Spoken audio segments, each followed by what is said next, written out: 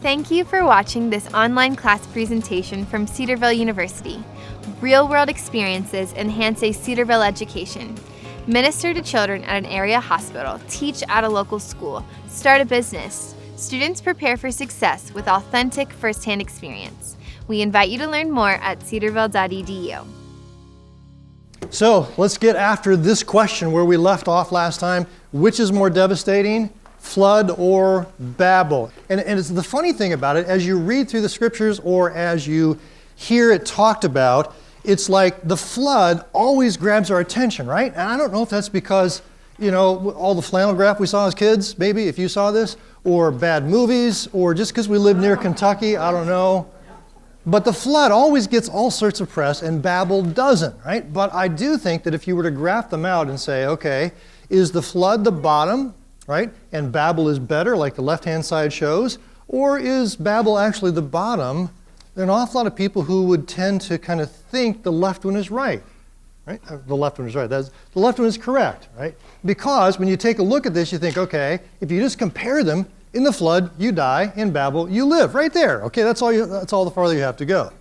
Besides that, you learn a foreign language in 15 minutes, right? So this is a big upside to this. Global awareness requirement, check, right there. Right? There's no contest between them. But in fact, as it turns out, this is the one which is far, far worse, right? And here's why. The languages force division into nations. We all understand that.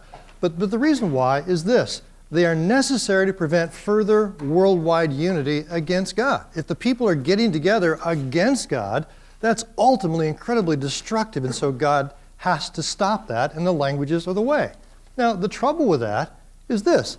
It's really, really bad because they ruin any chance of a unified shalom community that God desires, right? So you might wonder, well, why does God do that if that's contrary to his wishes? Well, this is the complex nature of things. God doesn't want to do this, but he has to because things are getting worse and worse and worse. And it's better to have division than unity against him, right?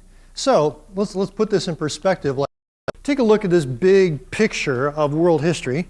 Creation, things got better for a little bit, and then there was the fall, redemption and restoration. Where we are so far is this. We notice that Cain was obviously a step down from Genesis chapter 3, that Lamech was worse than he, that the daughters of men and the evilness of chapter 6 was bad, then the flood comes, and Babel is actually the real low point, because now we are fragmented, right? Humpty Dumpty sat on a wall, Humpty Dumpty had a great fall, all the king's horses and all the king's men couldn't put Humpty together again. So we're broken in a really, really bad state. So up until this point, we've seen day number 1, basically, day number 2, and all we've seen so far is things getting worse and worse and worse. Like the fall happens, which is bad, and then God responds with a curse. And then all that sin happens in chapter 6, and God responds with a flood. And then Babel happens, and God responds with languages, but nothing really gets better, right? God makes these responses, but it's like it's this heavyweight match, and God keeps taking hits on the chin, right? And the curse comes, and then the flood, and then Babel, and God never really hits back yet, right? But what's going to happen today is this. Finally, in the story of Abraham and Isaac, God's going to go on the offensive. God has made promises up till now, but now he's going to take some action. So to put ourselves back on this little chart, at this point now, we're going to go forward, right? Finally, we're going to start that upward phase, and it happens with Abraham. And what's beautiful about the story of Abraham is that Abraham is exactly the answer to the problem of Babel. A lot of people don't see it that way, but 11 and 12 right next to each other, and in 12, God is going to answer the problem at Babel, the low point, right? So watch how this happens. I'm going to start with the big promise to Abraham. Now, Genesis 12, 1, 2, and 3 is a really, really important passage. You've already figured out by now that Genesis chapter 3, verse 15 is going to be a big passage, right?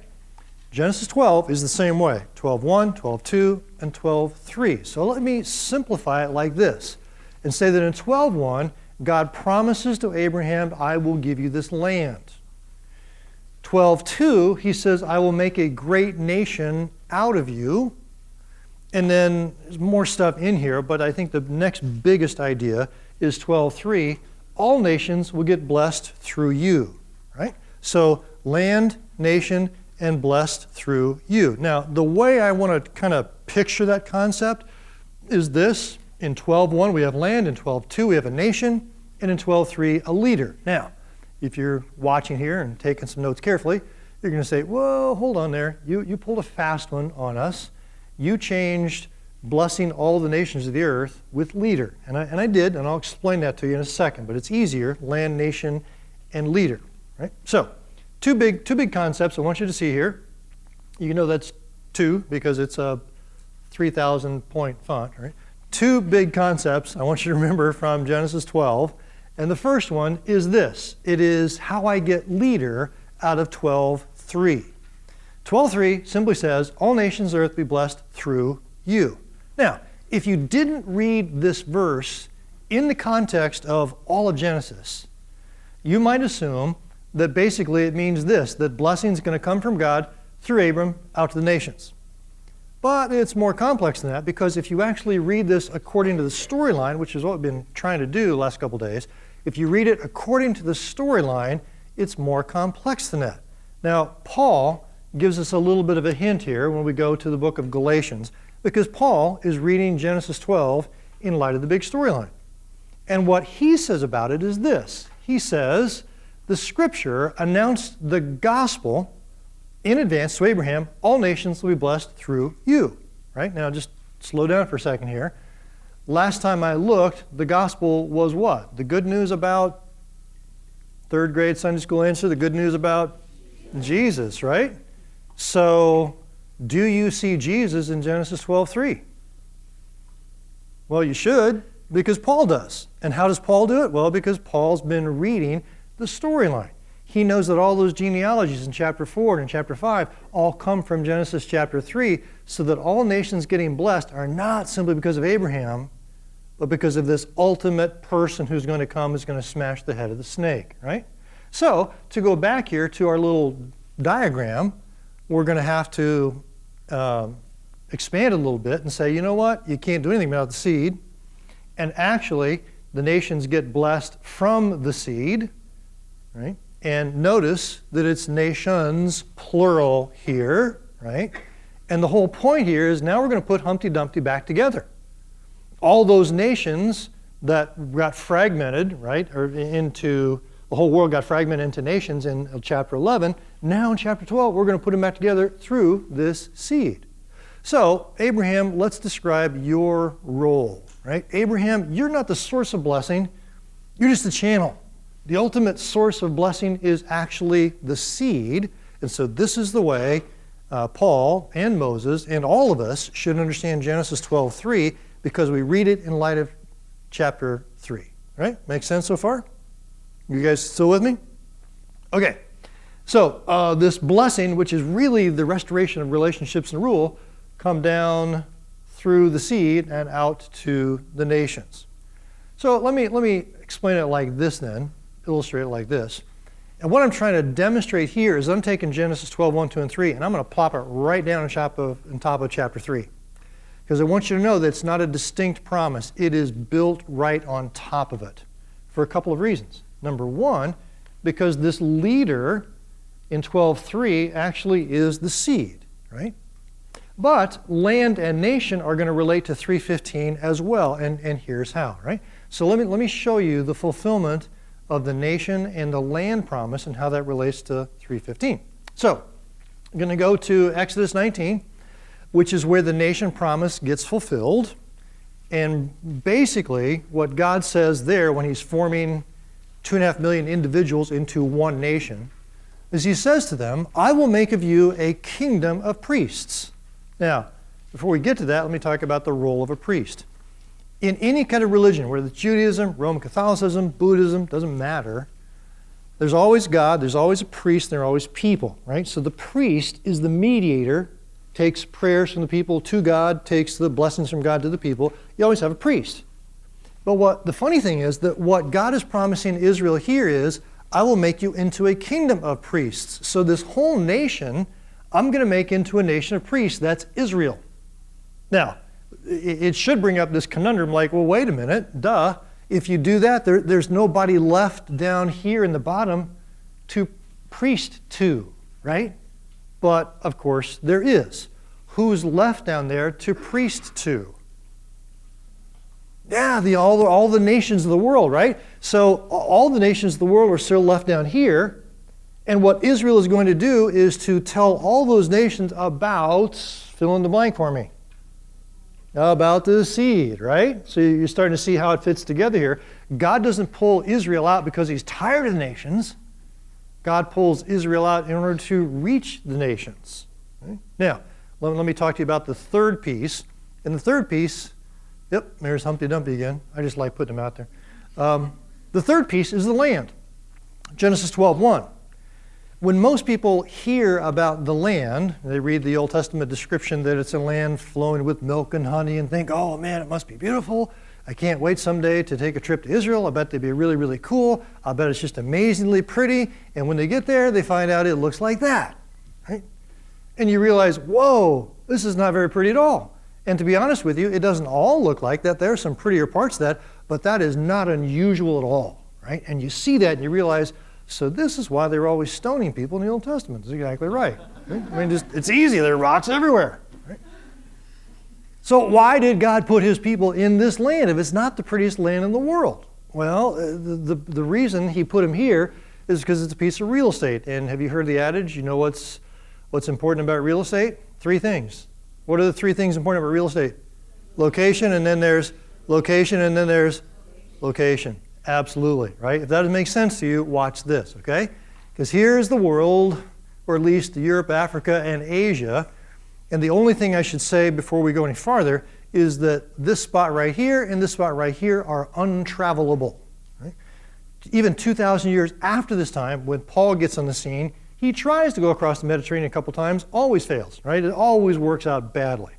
Certainly during this time period, you can't travel around that sea. And the other thing you can't do is you can't travel across this desert. So do you see where this is going? If you live in Europe and you want to go to Africa or you want to trade with people in Africa, how do you get there? Boom, right? If you want to trade with people from Africa with Asia, you have to go through there. God takes his people, puts his nation down right there, and so you ask yourself, why in the world would God take 2.5 million little Billy Grahams and put them right there in the crossroads of the ancient world? Well, duh, right? Because these are all the other nations who are on their trade routes who are going to come and have contact. And God says, yeah, let me take a whole bunch of witnesses, an example of what God can do in the life of a nation and reach all the other nations with them. So, to finish this whole first concept thing up then, let me come back here and just state it clearly. Genesis 12:1-3 is not distinct from 3:15. It's not like God makes one covenant in chapter 3 and then makes a completely different one in 12. 12 just builds on 3. 12 just expands and clarifies and reinforces what you find in 3. So with that then, let's get on to the second big concept in Genesis 12:1, 2, and 3. Now this one, I got to warn you, is going to sound like I'm splitting hairs. And it's going to sound like that at the beginning, but just watch the way it unfolds, all right? The wording is this: leave your country, your people, and your father's house and go to the land I will show you. Now, my question is this a command or is it a condition? If it's a command, you'd look for just a straightforward declaration. If it's a condition, you would expect some if-then language, right? So which is this? Is it a command or is it a condition? It's a command, right? He doesn't say, if you go, then I will. He just says, you go, and this is what I'm going to do, right? So let me say it like this. It is not a condition, so we will call it unconditional. And let me make the statement here. The promises of God in Genesis 12:1-3 will be fulfilled because he said so, right? I hope you hear echoes of chapter 1. He spoke, right? He said. So this is going to happen because he said so. Whether anyone believes it or not, they are unconditional. Now, let's just pretend here. I'm sorry, tell me your name. McKenna. Okay. McKenna, let's just pretend that McKenna's having her devotions right here in the train track for whatever reason. You know, it's kind of quiet. Train track goes down that way, and I walk up and say, McKenna, what are you doing? She says, I'm reading my I'm reading my Bible here. I say, McKenna, did you know that there's a train coming down the track? Now, I'm not lying to her. I'm telling her the truth, right? Now, at this point, she has a choice to believe me or not. Now, question to you is, does it matter if she believes me that there's a train coming down the track? Well, it kind of depends if you're talking about the train or her, right? If you're talking about the train, does it make any difference if she believes me? No, it's coming down the track, right? Does it make any difference for her if she believes me? Well, yeah, then she can act in accordance with what's true and get off the track if she wants to. But whether she believes me or not, it's coming down the track. Now, take that and let's go back here, because what we're going to see is God's going to say to Abraham, this is what's going on. Now, does Abraham believe him or not? And in some sense, it doesn't matter, because it's not conditional based upon what he does. Those promises are going to happen whether he believes them or not. Now, it's always better for him if he does, but we'll see. So, when God makes the promises to Abraham, does Abraham actually believe those promises? There's a little easy clue right here in the text that will give you the answer. Can you tell me, does Abraham believe the promises as God states them? Yes. Why? Exactly, right? Because verse 4 says, and he left, right? So he believed there was a land out there he was going to, and Hebrews chapter 11 says, by faith, he left, right? So he took off. So yes, he does believe. But the question is, does he really believe? And let's explore that a little bit in the very first story. So again, I hope you have read the story well enough to know the details. I'm not going to repeat them all here. I expect you to know this. This is the story when he goes to Israel. There's a famine, and so he goes down to the land of Egypt, but his wife is so beautiful, he's afraid they'll kill him, so he lies and says, no, she's my sister. And so Sarah goes to Pharaoh's harem. Now, that's a bad thing, but in light of the promises, it's a really bad thing. Does that make sense to you? Do you know why it's a really bad thing? Well, let me ask you this. Can Abraham have a nation here by himself? That's pretty hard. Now, you might say, well, he could marry somebody else, but no, he can't. Because the promises are spoken to the two of them, and God is kind of pro-marriage, right? So the fact that Sarah comes down here means that the possibility for having a nation, since Abraham can't have a nation by himself, is kind of fading away. You guys ever watch Back to the Future movies and you see the pictures start to fade? It's that's what's happening here. And you can't possess the land without the nation, and you're certainly not going to have a leader. So what we have done here, what Abraham has done, is totally jeopardize the promises. So he's sitting there alone in his tent at night, and he says, what an idiot I am. He gets up on his horse, he rides into Pharaoh's court and says, who do you think you are? Give me my wife back, right? And he gives her back to him, right? No, that's not the way it works. What happens? Who intervenes? God does, right? God says, can't have that, got to keep the promises here. God intervenes, puts a plague on Pharaoh's house. Pharaoh says to Abraham, what in the world were you thinking, man? Take your wife and all these riches and get out of here. So God supernaturally intervenes. Sarah comes back. That was kind of cool, wasn't it? You want to see that animation again? Yes, you do. Right? Yeah, there it is. Okay. She comes back. The potential for nation and land and leader now comes back. Why? This is the big question. Why? Well, of course, God spoke the promises. Therefore, they are unconditional. Right? Now, you can see that in the grammar, but you also see it in the way the stories play out. Okay? So we go interview Abraham and say, Abraham, buddy, you messed up. Man, that was a really stupid thing you did, giving your wife away.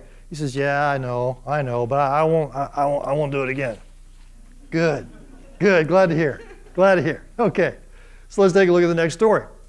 Next story, many years pass in chapter 15, and God says, here I am, Abraham, I'm your great reward. You're your shield, and I'm everything you need. But Abraham said in verse 2, O sovereign Lord, what will you give me since I continue to be childless? My heir is Eliezer of Damascus.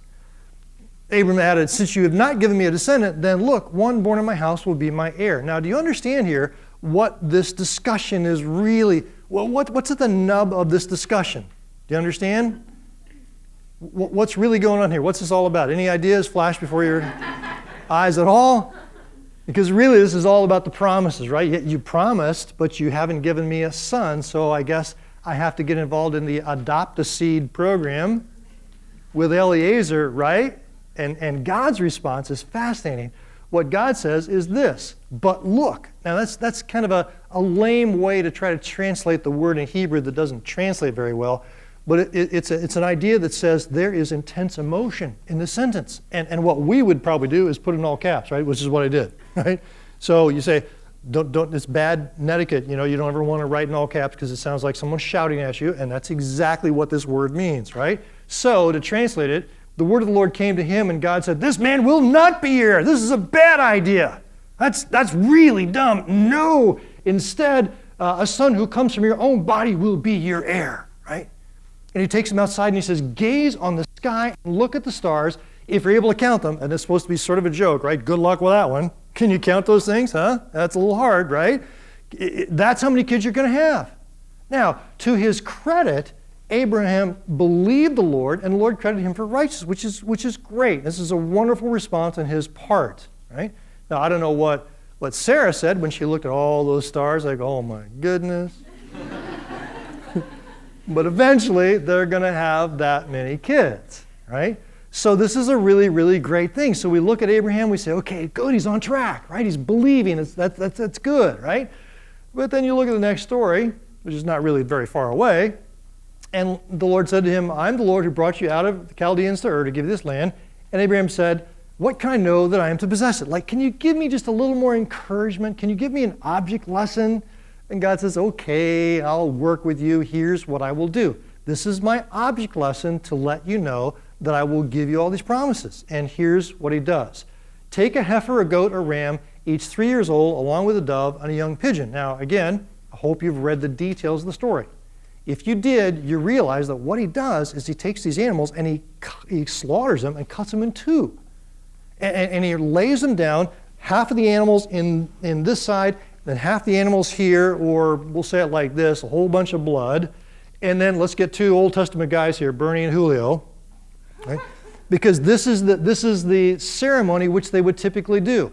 It looks really strange to us, but this is something which Abraham was totally familiar with. Everybody in the ancient Middle East knew what this was. Whenever two people like these guys entered into a covenant with each other, a really, really serious covenant, instead of signing a contract and signing their names on it, they would cut the animals apart and then they would walk between the animals together, arm in arm, right? So when Bernie and Julio enter into a covenant and walk between the animals, what they're doing is they're saying, whoa, see all that blood there and see all that blood there?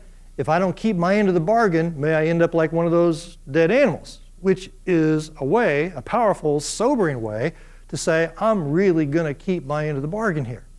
Now, that's the background, right? So let's get to Genesis 15 here and get rid of Bernie and Julio. And yeah, Bernie vows to keep his conditions and Julio does too. And let's put God and Abraham there. So the way the story works in chapter 15 is that God and Abraham get together. They walk through the bloody animals. Abraham vows to keep his conditions, and God vows to keep his conditions, right? I mean, that's the way it goes, right? Right?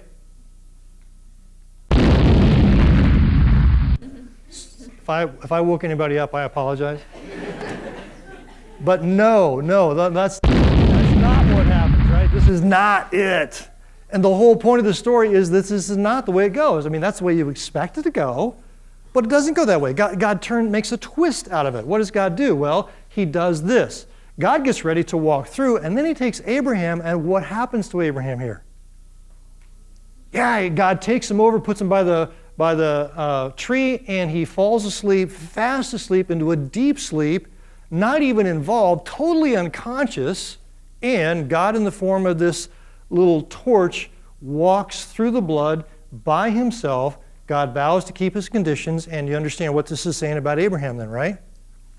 There are no human conditions. It does not depend upon him. These are unconditional, right? Now, this is a really deep, sweet story. This is another way God reinforces it. In fact, let me just say it like this. I'm going to take Genesis 15 and plop it down on top of this.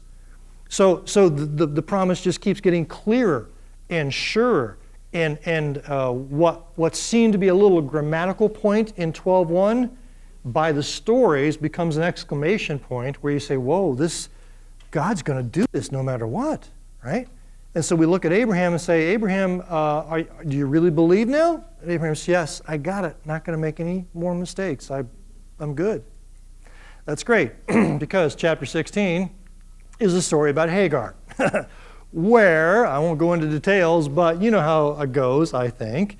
His wife says, well, we still can't have kids. Maybe it's my fault. Maybe you should take my handmaiden, sleep with her. And then so he does. She's expecting, and there's this spat, obviously, between Sarah and Hagar. And Sarah goes to Abraham and says, what kind of an idiot are you? Why did you do this? It's like, honey, I was just trying to do it. I don't care. This is dumb, right? And it was, right? It was as dumb as what they did with the adopt-a-seed thing in chapter 15. Causes all sorts of problems, but again, they get over it and they say, okay, we're going to trust. We won't make this mistake again. And so they don't, at least until another chapter, which is chapter 17. Get to chapter 17, and this is quite an interesting story. Let me just put the text up here. In chapter 17, many, many more years have passed. Abram was 99 years old, and the Lord appeared to him and said, I am El Shaddai, I am God Almighty. Walk before me and be blameless, and I will confirm my covenant with you. And he starts adding a few things to it, and he says, I'm going to make you father of many. I'm going to change your name to Abraham, and kings are going to come out of you, right? So he's just kind of talking about all these great things he's going to do, and the text doesn't tell us exactly what Abraham is thinking, but my guess is Abraham is saying, well, that's really cool, but man, if I could just have like one boy, that's all. That would make me happy, right? But God just keeps going. He says, you know what? I'm not just going to change your name. I'm going to change your wife's name too. And so over here, just across the page, he says, God said to Abraham, as for Sarai, your wife, you're no longer to call her Sarai. Her name will be Sarah. She'll be a mother, and kings of peoples will come from her. And at this point, the old boy has just had it. And so Abraham laughed and said to himself, will a son be born to me at this age? Now, what you don't see in English necessarily is this, that this word laughter has a Hebrew word underneath it, of course, and you know what it is, though you may not know you know what it is. You know what the Hebrew word is for laughter? Is Isaac, right? So, God says, you're going to have a son, and Abraham, Isaac's, right? And God says, I heard that, so I'll tell you what, right? And then up here in the next couple verses, you can see this. This is where he says, you're going to call him Isaac. You're going to call him laughter. And it's not like God is angry with him necessarily. It's just that he wants to make an object lesson here, right? So he says, okay, the little kid grows up. He's 12 years old. You call him in for lunch, and you say, hey, laughter, come in and wash your hands. And every time you call the kid in for lunch, you're going to be reminded that when I first made the promise, you laughed, right? And I'm the kind of a God who makes promises come true that most people think are so crazy, they just laugh at when they first hear it. You know, like the promise, like 2,000 years ago, there was this Jewish peasant who grew up and died on a cross. And by the way, he was God. And he was resurrected the third day. And if you put your faith in this promise, you can have a relationship with God. Most people just Isaac at that at first. And God says, yeah, but you don't know who I am. I'm the kind of a God who makes those kind of things come true. Right? So we look at Abraham and think, boy, that was pretty stupid to laugh. You won't do that again, will you? No, got it this time. I'm good. And he does, for at least another chapter. So let's go on to the next chapter, in chapter 18. In chapter 18, this is the story where three men, I say kind of carefully here, three men who are actually angels, because two of these angels go down to Sodom and Gomorrah in chapter 19. You read the story about that. And the other angel, who appears as a man, goes off somewhere. But whenever that guy speaks, it says Yahweh speaks. So we don't know if this is just an angel who is speaking on behalf of God, or if in fact it could even be Jesus. You don't know for sure. Could be, right? Which I think would be a fascinating story. Because if it was Jesus, now I don't know if it was or was just an angel, but imagine if it was Jesus and Jesus comes along and has dinner and is speaking to Abraham and says, about a year from now, your wife is going to have a son. Yes, you will have a son. Well, that's great news, but how do you know? Well, if Isaac isn't born, then I can't be born. I don't know. I'm just, kind of making this up. Wait a minute. Who are you and how can you be born? Sorry, it gets complicated, but just stay away from kings who think your wife is hot, okay? Trust me on this one. I don't know how the conversation went, but that must have been quite a moment to think, yeah, I'm pretty sure God has this pretty big plan, and if you don't have a son, then the rest of it's, yes, you're going to have a son about a year from now. Now, the best part about this whole story is not Abraham's response, but in fact, Sarah's response, because as you can see here, Sarah is back here at the tent, or, back here at the tent. And so the text actually says, Sarah was listening at the entrance of the tent. Abraham and Sarah were already old and well advanced in years, and Sarah was past the age of childbearing. So Sarah laughed to herself. She Isaacs to herself, as she thought, after I'm worn out and my master's old, will I now have this pleasure of having a son? Then the Lord said to Abraham, why did Sarah Isaac? And say, will I really have a child, right? Sarah was afraid, so she lied and said, I did not Isaac, but he said, yes, you did Isaac, right? So they're making a big deal here about the laughter and the name, and it's like, no, your faith is not where it needs to be, right? So we think, okay, they both laughed, 17, 18, we got this right, okay? I mean, you can only make so many mistakes. Surely you've got it, right? And they both say, yes, not going to do that again. Till the, next chapter or so. That's so silly. A woman my age could be a mother. Isaac. So, let's go to the next chapter. And here's where, oh man, I'm sorry. I got the PowerPoint all messed up. That slide came earlier. And oh no, wait a minute. No, that actually is right, isn't it? It is the very same story as we saw before. That's the tragedy is that what happened in chapter 12 happens again in chapter 20. And the only difference between this slide and the other one is now instead of Pharaoh down here, we have Abimelech. And the very same thing happens. Now, remember the time frame we just learned about. In a year, she's going to have a son. Right? We've only got about 2 or 3 months here for her to, conceive. And in these 3 months, somewhere, Sarah goes to Abimelech. Abraham hits himself on the head and says, what an idiot, the time frame is so close, gets on his horse, rides in and says, Abimelech, who do you think you are? Give me my wife back, right? The answer is no, we wish, but he's kind of sitting on the sidelines, snoozing again, might as well be. God intervenes in a dream to Abimelech and says, excuse me, you're a dead man. Unless you give her back, you're a dead man, right? And Abimelech says, what in the world were you thinking, Abraham? That was just really stupid, right? And so once again, God supernaturally intervenes, brings Sarah back just in the nick of time. Why? Because he spoke the promises. They are unconditional still. Now, recognize where we are now. We're here in chapter 20. I mean, he failed in 12 when he gave her to Pharaoh. He failed in 15 when he tried Eliezer, and 16 with Hagar, and 17 when he laughed, and 18 when she laughed, and now this. I'm kind of tired, frankly, so if you were God, what would you do with Abraham right now? Well, I don't think it takes you very long to figure this one out, does it? What would you do with him? I'd have a little conversation, wouldn't you? I mean, my conversation would be, buddy, it's been really nice. I mean, it's just been really nice working with you, and we've had our ups and downs, but it just feels like at this point in the program, you can't quite get on board, and we're going to have to go in a different direction, right? I mean, that's the conversation I would have. But God obviously doesn't have that kind of conversation. Could God have that conversation if he wanted to? Kind of a trick question. Sounds like a trick question. Don't mean it to be. Could God have had that conversation with Abraham? No. He can't. Why not? Why couldn't he have that conversation with Abraham? Because he spoke the promises, right? I mean, there are things God can't do? Absolutely, right? Name some things God can't do. God can't lie. God can't be unloving. God can't do anything that is not according to his nature. God has made this statement, and God will not, cannot change those promises.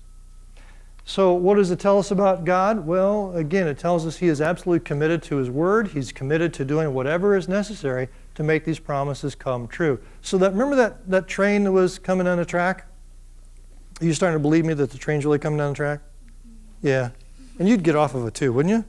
You wouldn't jump back on. You'd get off and make a decision. No, this is it. Yeah. Unless we're like Abraham, in which case our faith sometimes fails and we do dumb things. But let's go on and take a look at chapter 21, which seems like it's the climax of the story, because little laughter is born. And I'm not going to go over it, but it's a very sweet story. Little laughter is born. They name him Isaac, and Sarah says, hey, everybody come with me and laugh with me in delight about what God has done. This is just wonderful. Now, that seems like a perfect time to, stop the story, close the books, close the curtains, let's all go home, end of story, great, great day, good conclusion, everybody's happy. God says, no, you're not near to the end of this story. Because you've got chapter 22, and we got to talk about this. Now, this is something we would rather not talk about, because it like that cursing of Canaan, seems like a very unjust, unfair action of a very insecure God. It's like God is so jealous of Abraham's love that he has to test it. And that's why, and that's what you come up with if you just read Genesis 22 by itself. But if you read Genesis 22 along the storyline, you get a whole different view. So traditionally, when I say traditionally, I mean this is the wrong view. Traditionally, people say it's all about, do you love your boy more than God? And that's not it, because to really love God is to love your boy, and to love your boy is to love God. Those are not opposed to each other. Or people will say, well, how obedient will you be? Let's test him. And both of those are bad ideas. What's actually going on here in reality is this. It's about the promises. It's always about the promises. So in Genesis 22, God speaks these words to Abraham and says, go take your son, your only son. Now he has another son, but this is the only son through whom the promises are going to come. Take your only son through whom the promises are going to come and go up to a mountain named Moriah and sacrifice him there. Verse 4 says, on the third day, Abraham looked up and saw the place in the distance. He said to his servants, stay here with the donkey while I and the boy go over there. And then listen to this, right? We will worship, and then we will come back to you. So the scene looks like this. He's traveled for 3 days thinking about killing his boy, thinking, what in the world is God doing here? And he's got the servants right here. He says, okay, servants, you stop here. I'm going to take the boy, and we're going to go up the mountain, build an altar, and then we will come back and worship. We will worship, and we'll come back to you. Now, when he says that, there are two things I can think that he was thinking. The first one is this. I'll let you decide, okay? The first one is, I'm going to take my boy, build the altar, put the wood on it, tie him up, take the knife up, and come down about here, and I'm pretty sure God's going to say, okay, time out, that's it. I figured you would do it. And let me go home. And then I and the boy will walk back here. Was he thinking that, or was he thinking this? That I'm going to take my boy over here and build an altar, put wood on it, bind him up, bring the knife up, and then I'm going to bring that thing down into my son's chest, and I'm going to kill him. I'm going to watch him slowly die and bleed out in front of me. And I'm going to put that fire on that wood, and I'm going to burn him up to ashes. Is that what he was thinking? And the answer is, that is absolutely what he was thinking. How do I know? Well, just listen to this.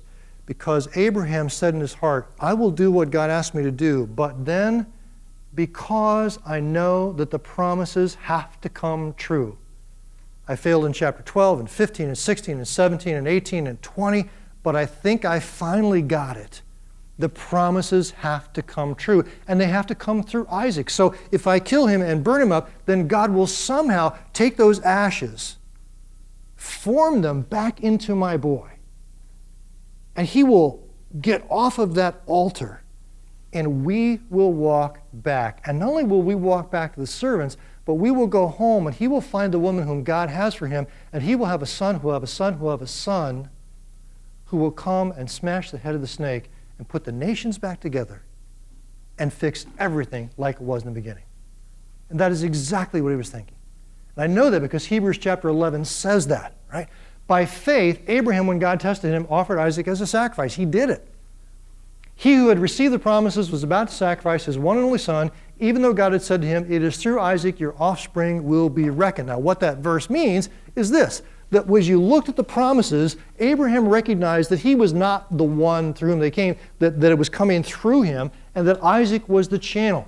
Right? Before, in chapter 12 and 20, before Isaac was born, Sarah was an important part. But now that Isaac is born, Sarah's out of the picture, and Isaac is the only channel through whom they can come. So what he's reasoning is that if Isaac dies, then the promises die.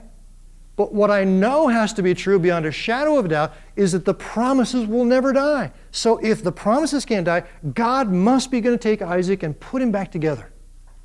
And so that's what the next verse says. Abraham reasoned that God could raise the dead, and figuratively speaking, he did receive Isaac back from death. So as you take a look at what Abraham is doing here, let me ask you this: is this faith? When we get upset with Abraham, have you got it now? Have you got it now, buddy? Have you got it? If you ask him that now, what's the answer going to be?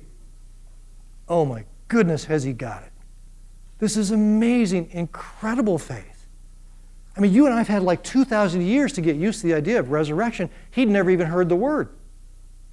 He just reasoned his way to God must be going to take him and put him back together. It's exactly what he did. That's incredible faith, right?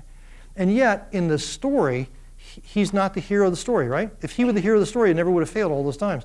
The hero of the story is the God who takes him and is patient with him and brings him to this point. Now, recognize how old he is. If you beat yourself up because you fail every once in a while, as long as you're not 99 yet, that's probably okay.